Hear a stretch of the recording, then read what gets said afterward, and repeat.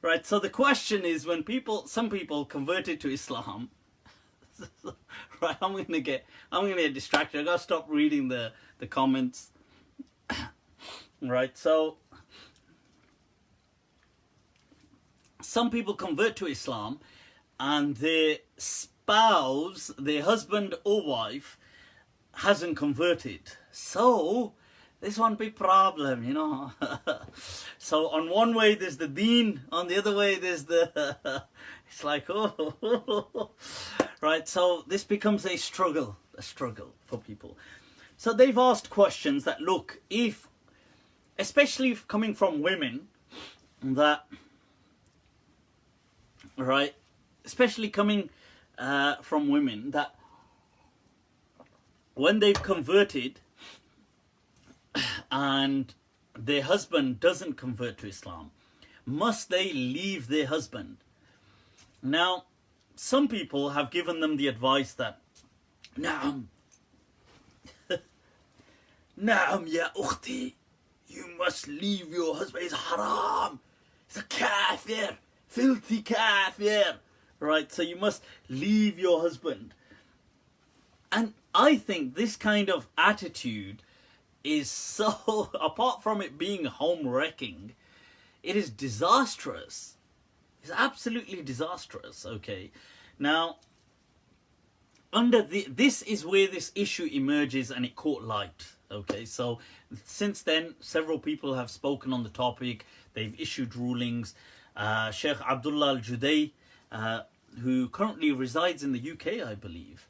Now, he's also authored a book on it, right, including several other scholars who have said it's permissible.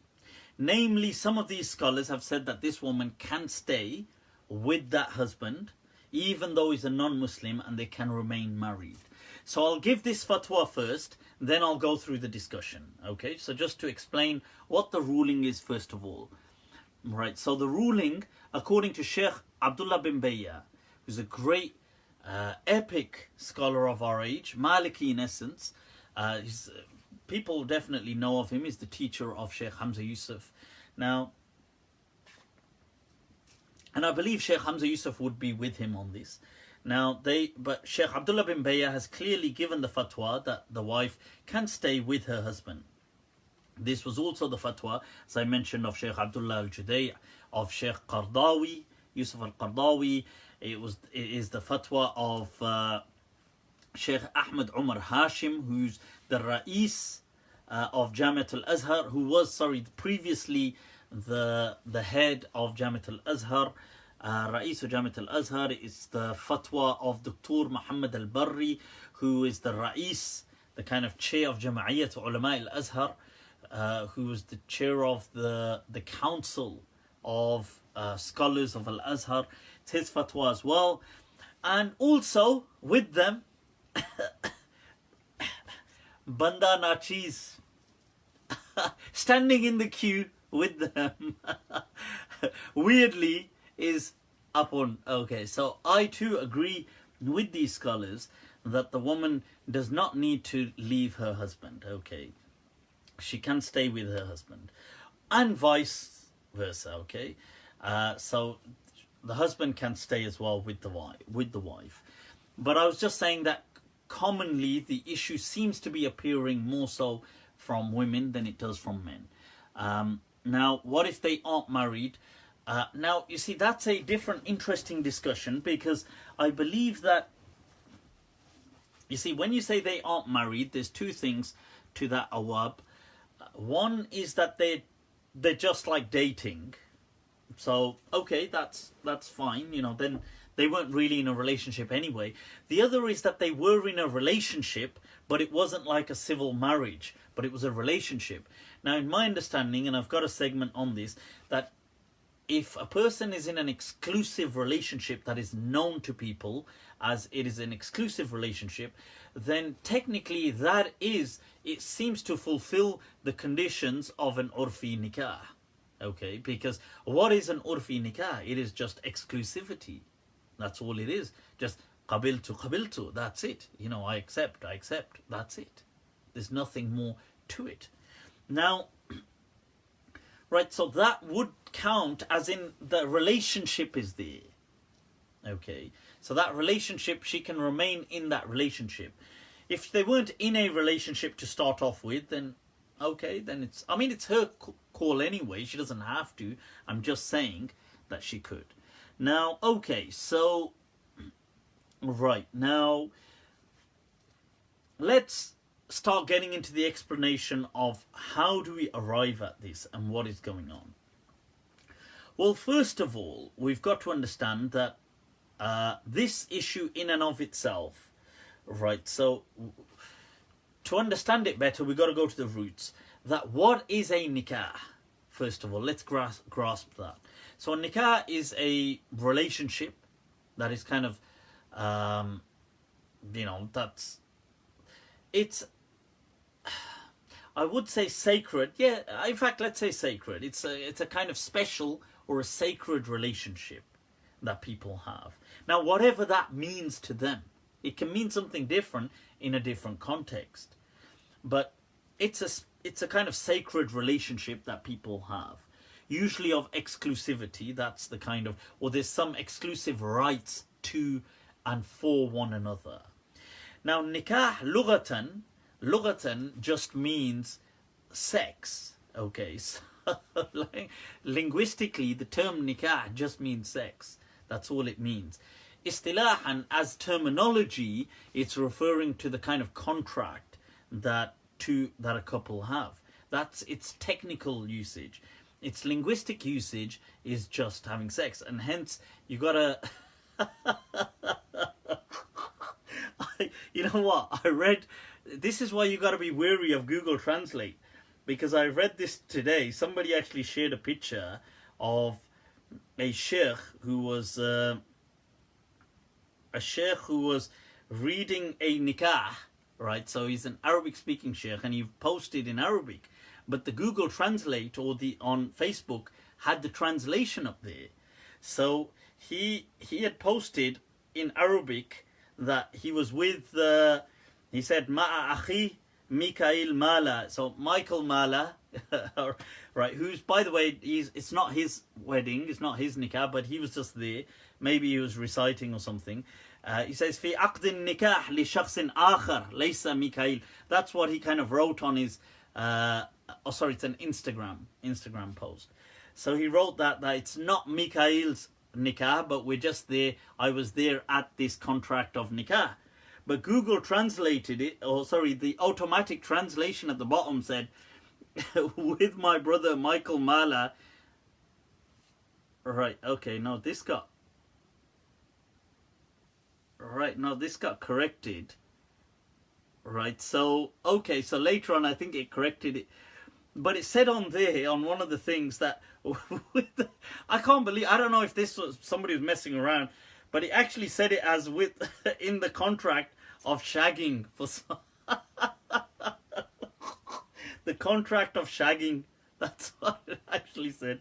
Right, so don't be surprised that Google Translate and these things, if they translate nikah as just sex, because linguistically that's what nikah means. It just means that, okay?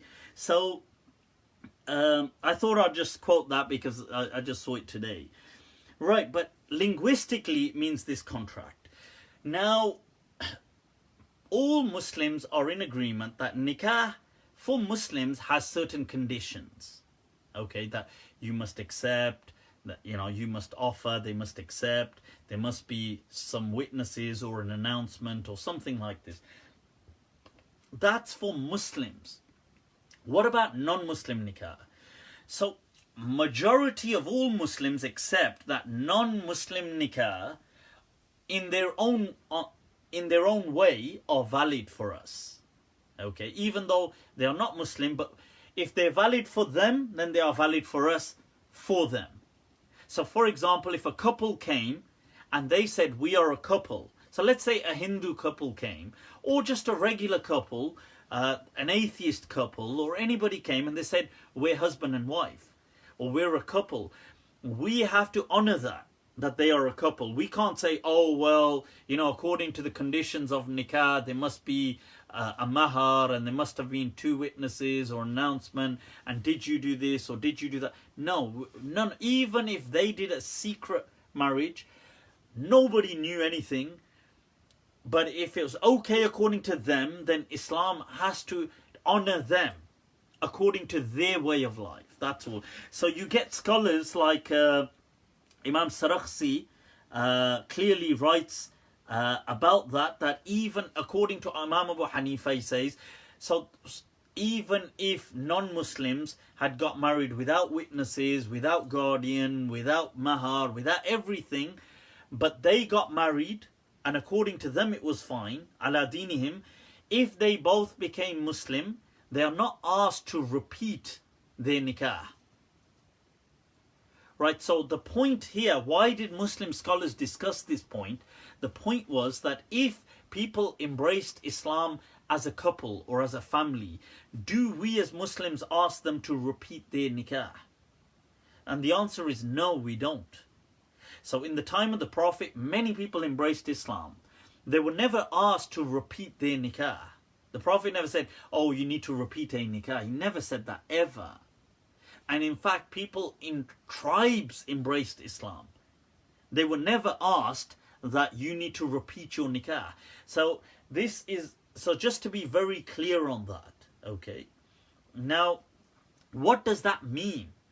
What can we deduce from there? Well, we can deduce from there that the nikah of the non-Muslims is valid. So if it's according to them, their rules, whatever their rules are, but according to them it's valid. So just like in today, so let's say in contemporary law, so let's say you get married in Pakistan. Now, you're married in Pakistan. Now, years later, in the UK, you decide to have a divorce. Now, by the way, many people don't know this. I'll just answer this. That if you get married in a country abroad and you come over here with your spouse, you're not automatically registered, by the way. Many people assume they are. They're not. Right? But so according to the kind of registrar office, you won't be recognized as married. However, you can still apply for a divorce in this country.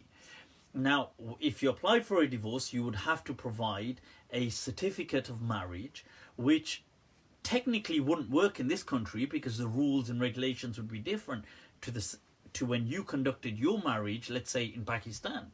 They could have been different, like let's say there was an age difference, or let's say this was your second wife in Pakistan, whereas in the UK you couldn't have a second wife. Or let's say this was, what I'm trying to say is, let's say it violated a condition that would have applied here. But if you wanted to conduct a divorce and you provided that certificate, then the English courts, under international treaties, on recognizing that, let's say, Pakistan is a sovereign state, would honor that certificate of marriage and say, well, okay, it's okay according to that sovereign state, therefore you can apply for divorce here. So it works in a similar way in contemporary law.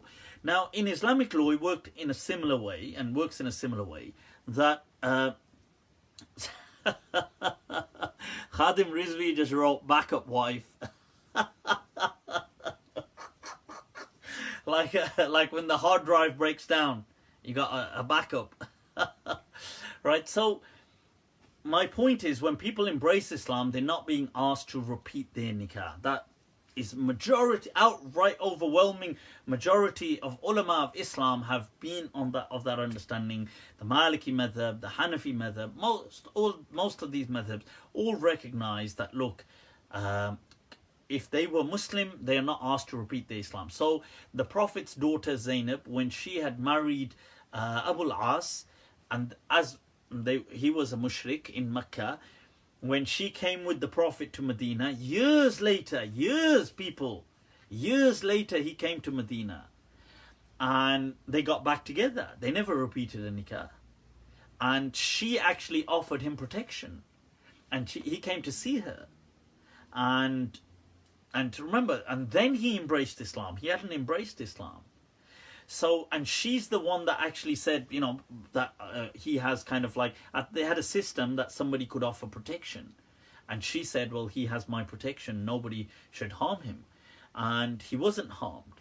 So, and there's a lot of different rulings people extract from that. But the point is that their nikah was still valid. And that's important to understand why. That shows that even though they weren't Muslim, even though their conditions weren't being met, but their nikah was still a valid nikah. How else do we know that this is valid? You see, there's a hadith in Bukhari, people, that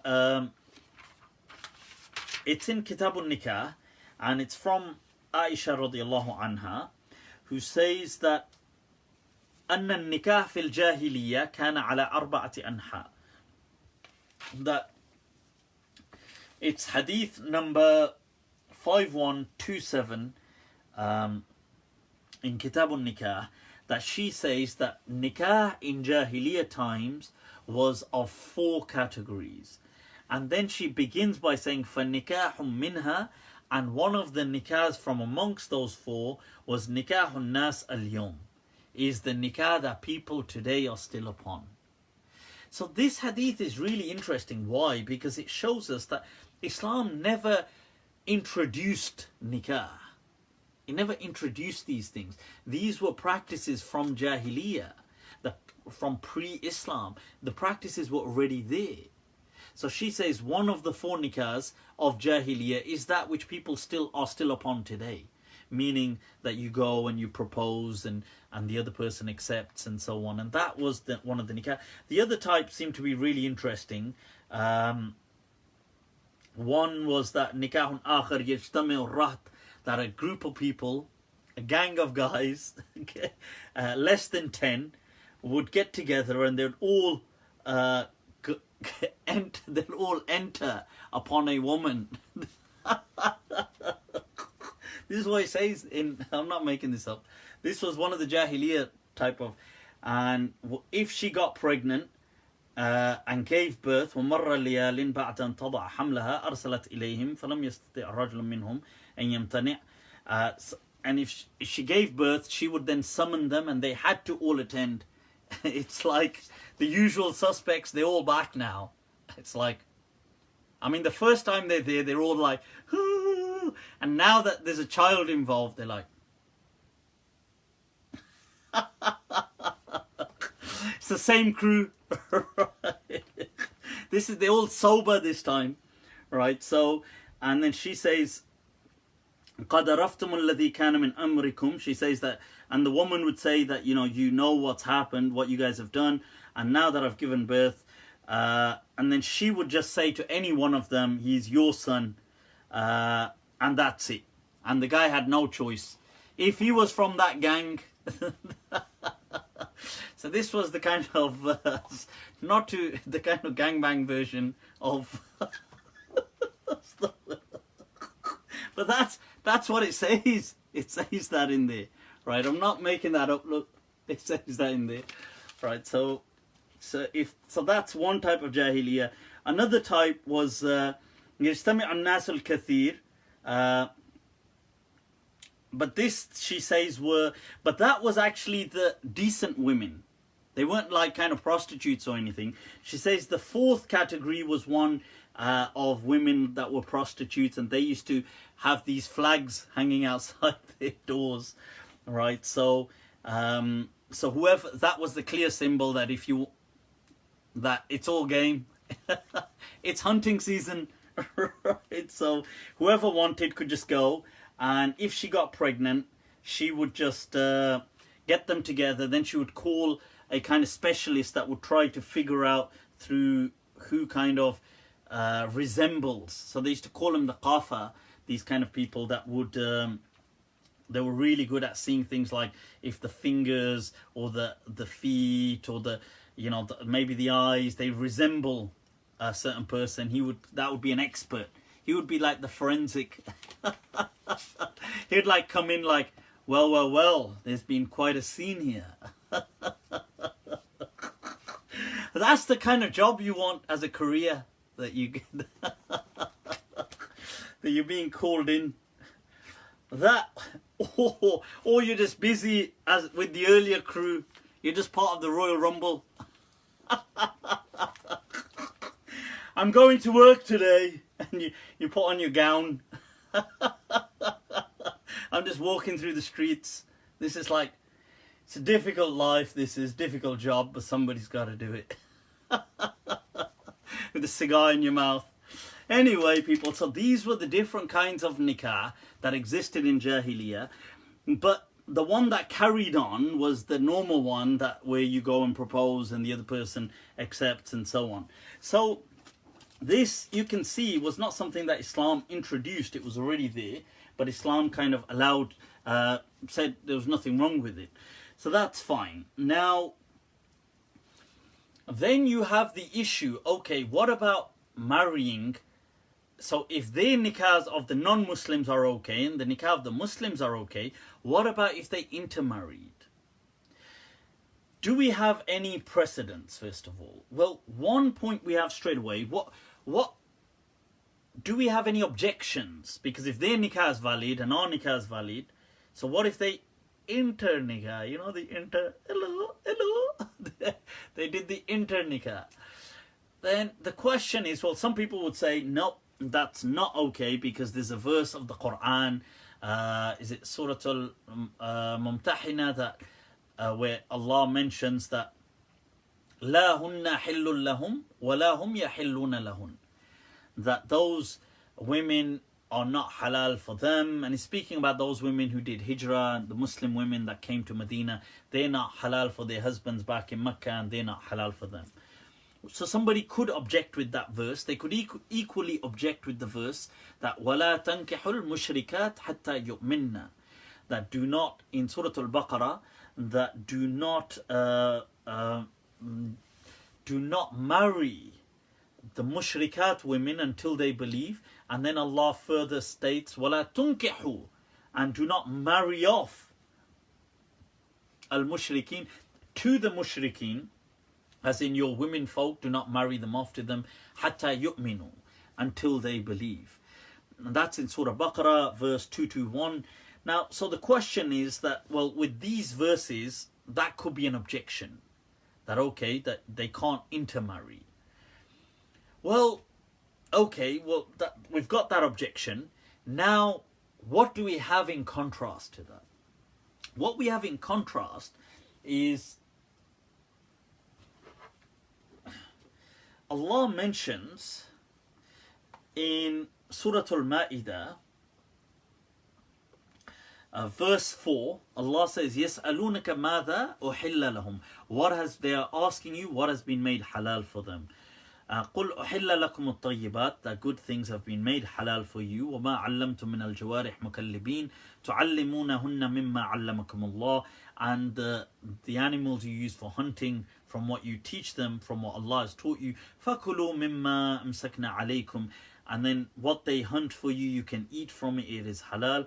وَاذْكُرُوا اسْمَ اللَّهِ عَلَيْهِ, and mention the name of Allah. وَاتَّقُوا اللَّهَ إِنَّ اللَّهَ سَرِيعُ الْحِسَابِ. Then verse 5, اليوم أحل لكم الطيبات وطعام الذين أوتوا الكتاب حل لكم وطعامكم حل لهم, that today these good things have been made halal for you. The food of those who have been given the book is halal for you, and your food is halal for them.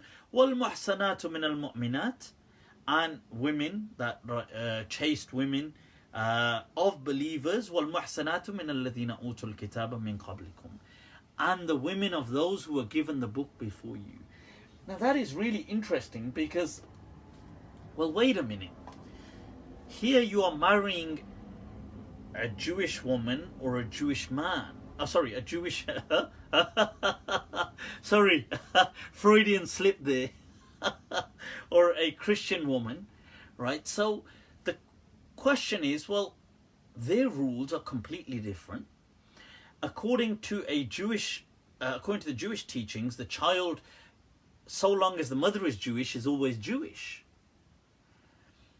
Then you have a tradition from Ibn Umar radiallahu anh saying that the Christians are mushrikeen. that they are some of the, he says, I don't know a mushrik greater than one who says Jesus is my God, is my Lord. So if this has been made halal for them, so why not for regular non-Muslims? Here is the question, why not? Now, one may say, well, you know, these people still believe in one God. Okay. But the question is, well, Christians can believe quite differently, if you think about it. Christians do, you know what, Jesus, oh sweet Jesus, you know, these kind of things like Jesus being Lord is such a primary focus of Christians. Yet it's permissible. Some people have said, oh, the reason these people were okay because their food was kind of halal. And you think, well, really? Because Imam Malik answers that he says, and this was Imam Ahmad as well, that the reason he didn't like Muslims marrying Christian women because it is not permissible for a Muslim man to prevent his Christian wife from bringing alcohol or pork into his home. It's not permissible.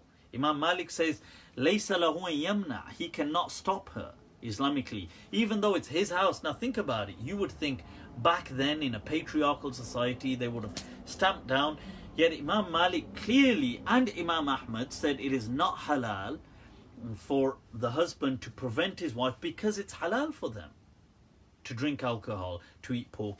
And Imam Malik said, and it is inevitable, she will definitely give her children pork. Because think about it, the man is hardly at home, he's probably working, he's doing this, and it's halal for her to eat. If she's going to cook pork, well, you think she's not going to feed it to her own kids? So, and it was so easy for Imam Malik or those people to say, it's the man's house, he should say, well, this is my roof, my rules, you take the pork out, throw it out, you're not allowed to bring it. But no, he said, Laysa lahu an yamna'aha. He cannot prevent her from, you know, eating lahm al-khinzir or al-khamr. So, okay, so it's not the food, it's not the influence of impurity and stuff like this. Okay, what about another spanner in the works? What about the Majus, the Zoroastrians? Now here it gets a little interesting, because Imam Malik transmits in his Muwatta, people. This is the book of Imam Malik on Hadith. Now, he transmits about the jizya of Ahl in Hadith number, in this edition, right, 631, Hadith 631, from Malik, and this is really interesting. You know, Imam Malik sometimes, he doesn't normally transmit from Imam Ja'far as-Sadiq. Not for, I mean, we don't know the reason, but he doesn't generally have transmissions much from him, although Imam Ja'far as-Sadiq was his teacher. But yet here, Imam Malik is transmitting from Imam Ja'far as-Sadiq, from his father Muhammad al-Baqir, from his father Ali Zain al-Abidin, and it got, but then he says from Umar ibn al-Khattab. It's really interesting that Imam Malik brings a chain going from the kind of Shia Imams and then linking it through to Umar as well. Through him, demonstrating that maybe, you know, things have just become unnecessarily so politicized. That, you know, that they did have this kind of respect for each other and love and admiration. So he transmits from Umar that he mentioned the Majus, the Zoroastrians, and he said, what do I do about them? I don't know. So Abdul Rahman ibn Auf said, I heard the Messenger of Allah say, Sunnu bihim sunnata ahlil kitab. Sunnu bihim sunnata ahlil kitab. That you treat them the way you treat the people of the book. That go, not just sunnu, like take the same sunnah, the same road for them that you take for. So based on this, when it came to having, that could you have intimate relationships with these people, you had certain scholars all of a sudden, certain companions like Hudhayfah ibn al-Yaman radiallahu an, said you could with the Majus. You had people like Amr ibn Dinar from Mecca who said you could. You had Ata ibn Abi Rabah who said you could. Especially, and I know it's a whole different discussion, I've discussed it in the past as well, about things like servants and that they had in the past and slaves. Now, but expanding on that, and I've explained all of that in a separate segment, and you can watch it out on, you can check it out on YouTube about slavery, and I've explained how with trajectory hermeneutics that was to be made haram in time to come. But it's interesting how, especially in those aspects as well, that they said that the Zoroastrians were just like the people of the book. Now, Tawus, who's a student of Ibn Abbas, went one step further and said any idol worshipper too. He said wathaniyat, even women who worshipped idols. And he based this on the battle of the Prophet, which was known as Ghazwatul Awtas, that when they came back from there were several women that came back with them, that many of the companions had relationships with. And they said that, Tawus said that they weren't Muslim and they weren't Ahlul Kitab, they were Mushrikat. They were women that used to just worship idols. Now, based on this, people, when you see all of these kind of things, you understand that, well, okay, so why wasn't this commonly happening? And what you get is that, look, Islam in its early time was a make or break deal with the companions and with the early communities. And it was important that Muslims kind of set up families, set up a society for Islam to really flourish. That at that time it was going through an unstable and insecure phase. In time, like today, Islam, like let's say when we are 1.8 billion people on the earth, Islam is no longer insecure. You know, with the likes of me or you or whatever, we make no difference to Islam. You know, if Islam is here to stay now, it's not the same as it was in the beginning, when Islam was simply a society. Now, at that time, if people started diluting and branching out, it could have caused problems. So this is why it strongly emphasized the bond between people of the same faith, so you could have that kind of a household. Even today, this is the ruling generally within Islam. I feel that it is still strongly encouraged that you share common faith, you share common goals, especially when it comes to family life. But the question is, if somebody did conduct a nikah with a non-Muslim, or somebody embraced Islam and the other partner was still non-Muslim, is that relationship still valid? Is it valid? I'm not saying is it a good thing or should you be doing it, but is it valid? And I believe it is valid, just as those other scholars I've quoted.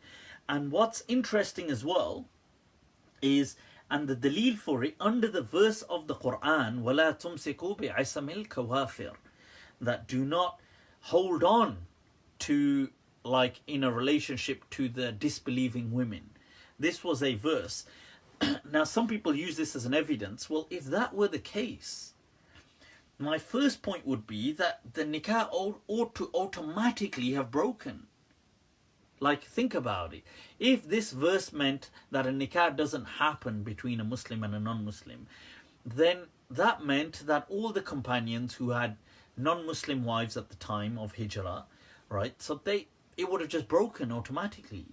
If that was the case, then why is it when this verse was revealed, وَلَا تُمْسِكُوا بِعِصَمِ الْكَوَافِرِ, right, after the women had done Hijrah, Umar ibn al-Khattab radiallahu anh had two wives who were still not in Medina. They were mushrikat, they weren't Muslim. One was called Qurayba bint Abi Umayyah, and the other was called Kulthum bint Amr al-Khuza'iyah. So Qurayba and Kulthum, Umar ibn al-Khattab divorced them. He said, طَلَّقَهُمَا, he gave them talaq. Now the question is, why would you be giving talaq unless the nikah was actually valid? You'd only give talaq if it was actually valid to begin with?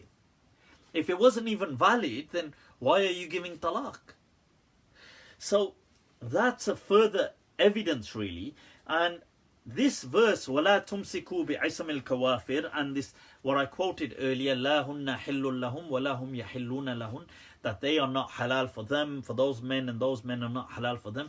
Sheikh Abdullah bin Bayya mentions that this verse was speaking about the muhajirat, about those women who did hijrah and came to Medina. It was not speaking about people in general, because it begins by saying that when the muhajirat women come to you and so on.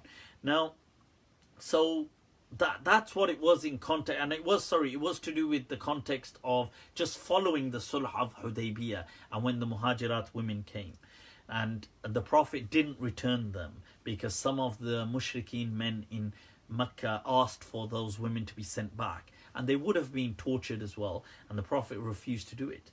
Now, so in this verse, that لا هن حل لهم ولا ترجعوهن, do not send them back to the kuffar, they are not halal for them, they are not halal for them. This was a ruling of saying that was specific to the, muhajirat. Okay, this is what Sheikh Abdullah bin Bayya writes. And how do we know that they are not halal for them and they are not halal for them? Because other marriages were allowed to mushrikat, like Christians. Christians are also mushrikeen from one aspect. They do believe in Jesus to be God, yet the nikah is perfectly valid, right? And relationships with wathaniyat, idol worshippers, according to Tawus, and was permitted, and with Zoroastrians, according to Hudhayfah ibn al-Yaman radiallahu an, and Amr ibn al-Dinar, and according to Ata ibn Abi Rabah, and so all of these. So this was the kind of summary to show that it wasn't actually as straightforward. This issue that if a woman embraced Islam and her husband was a non-Muslim, Ibn Qayyim al-Jawziyah brings 9 different opinions, right, representing what to do in that, or what the scholars have said in that scenario. So to sum it up, people, once again, that in that situation, a woman can stay, if she converted to Islam, her husband didn't, she can stay in that relationship with her non-Muslim husband if she wants to. And what's interesting here, side note, does she have to convert him or try to convert him? And you know, in a previous show, I mentioned that some people were they were making these clips about me from a prior Q&A where I was asked that, what's the best thing for converts to do? And I said, don't try to convert your family. And people were saying, oh my God, agent of the Yahud,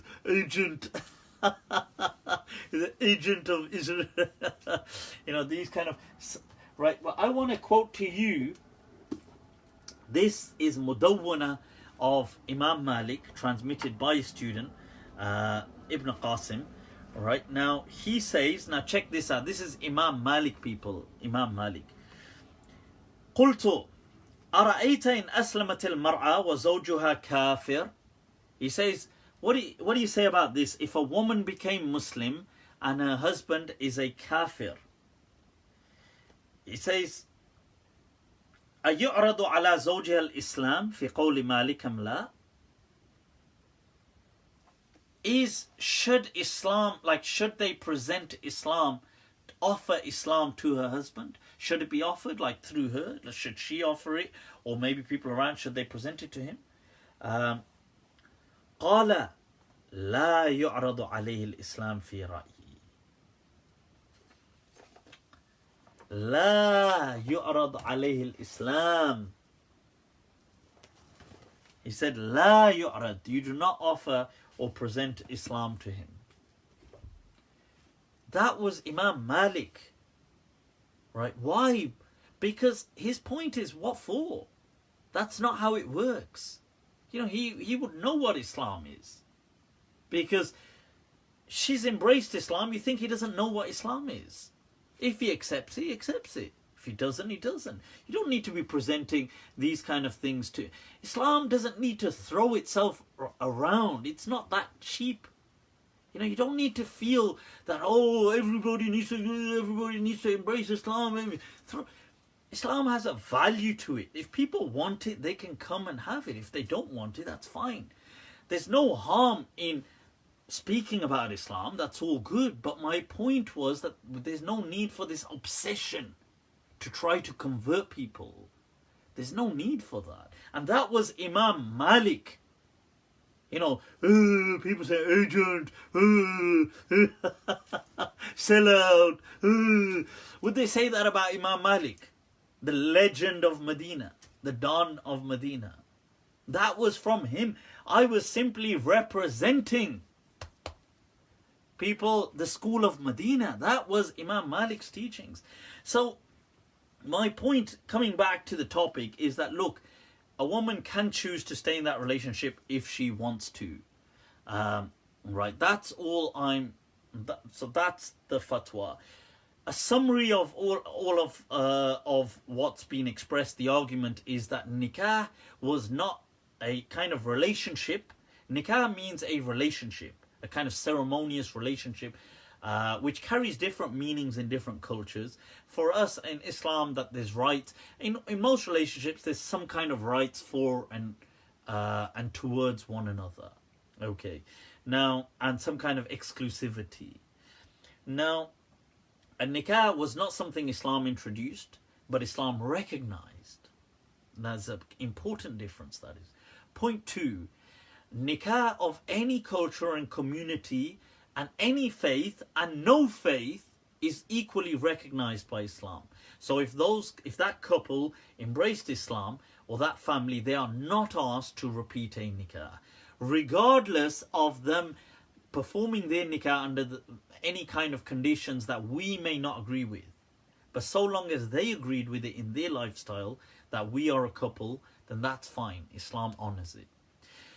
So if Islam honors nikahs of any lifestyle or whatever to be valid, then in essence they would be valid regardless of who was participating, if it was a Muslim and a non-Muslim. So even a nikah between a Muslim and a non-Muslim would be valid. The dalil for that is when the companions were discouraged from these kind of nikahs, people like Umar ibn al-Khattab radiallahu anh divorced his his mushrik, his kind of pagan, sounds funny to say pagan, but pagan kind of wives, Qurayba and Kulthum, who were mushrikat. He divorced them, right? So with these points, and you've got the fact that as a final point, you have that Islam does encourage strongly a family kind of setup and a family unit, and thereby does strongly recommend, not just strongly recommend, that the nikah is between Muslims if it is of a Muslim. So you marry a Muslim. That is Islam's primary focus. So you can have a safe or a kind of a zone, a harmonious zone in which you can raise children who would not be in conflict of faith between the parents and things like that. So with these things in mind, that's how it generally goes about, that Islam, that nikah was not something it introduced, that it just acknowledged. It also acknowledged that of the different faiths, that they were valid in their own right, and that based on that they should be valid between themselves as well. Okay, so if they did, so whether it's Muslim and whatever, faith or no faith. But that said, these things are not encouraged in Islam. Okay, they are kind of discouraged, and you are encouraged to marry within the faith. But these things would be valid if they happened. So I hope that kind of sums up a lot of I'm just trying to think if there were any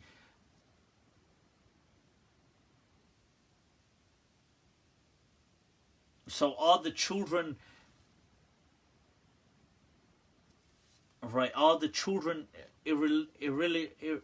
irreligious? So what are the children? I suppose as you bring them up, they will be brought up. I mean, with the understanding that you bring them up. You mean if they are let's say if one of the parents is Muslim, the other is non-Muslim, there may be a conflict, and this is why Islam encourages strongly that you marry within the faith. That said, the nikah would be valid. There's a difference in it being valid and it necessarily being the right thing or the best choice from a faith perspective. I'm not saying it's the best choice from a faith. It probably is maybe a disastrous choice from the faith perspective, but it would still be valid. Okay, so there's a difference between validity and between the quality of something. Okay, so I need you to understand that. So the whole point today was to simply emphasize that even if a Muslim married a Hindu, for example, that the nikah would still be valid, but it may not be a qualitative relationship, and it may be a disastrous one from a religious perspective, but it would still be valid, if that makes sense. Somebody said traditionally the child has the father's religion. Not necessarily. I mean, if the mother was Muslim, that's fine. She could, so long as she had a sway, she could bring the child up a Muslim. As you saw in the Jewish teachings, so long as the mother is Jewish, the child is Jewish, not by the father. And I think this is, it's not necessarily the case that it's always with the father. How about nikah of Nuh and his wife and Pharaoh and wife? I'm not sure what the question is. How about the nikah? I've got no idea what that question is. Muslim marrying a Hindu? Astaghfirullah, astaghfirullah. Toba. I'm not saying, by the way, I've stressed, I'm not saying these things are necessarily from a religious perspective good or that people should do them. I'm not saying that. But I'm saying if they were done, is the nikah valid? That's the difference. And I feel it is valid. Mufti Sahib, is your spouse Muslim? Aren't we all Muslim in the sense that we all ultimately submit? How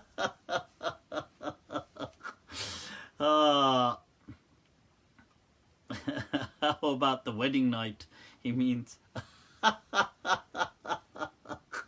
The wedding night, well, I'm sure who's thinking about worship on that night? Worshipping something else, more like. Right, people?